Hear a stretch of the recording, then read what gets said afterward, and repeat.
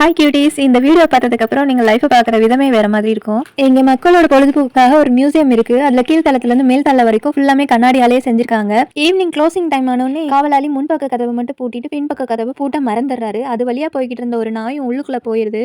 இந்த மியூசியமும் சுற்றியும் கண்ணாடியால் செஞ்சது அப்படிங்கிறதுனால உள்ளே போன நாயோட பிரதிபிம்பங்கள் சுற்றியும் தெரிய ஆரம்பிக்குது. அந்த நாய்க்கு அது கண்ணாடி தான் சொல்லி கொடுக்க அங்கே யாருமே இல்லை. இந்த நாய்க்கோ நம்மளை சுற்றி இருந்தது ஓன் ரிஃப்ளெக்ஷன்ஸ்னு தெரியாமல் எதிரிகள் தான் சூழ்ந்திருக்காங்கன்னு நினச்சி கொலைக்க ஆரம்பிக்குது. இந்த நாய் பண்ணுற விஷயத்த அப்படியே அந்த ரிஃப்ளெக்ஷன்ஸும் பண்ணுது. அந்த இரவு முழுக்க அந்த நாய் இடைவிடாமல் தன்னோட ஓன் ரிஃப்ளெக்ஷன்ஸ் கூடயே சண்டை போட்டு இறந்தே போயிடுது.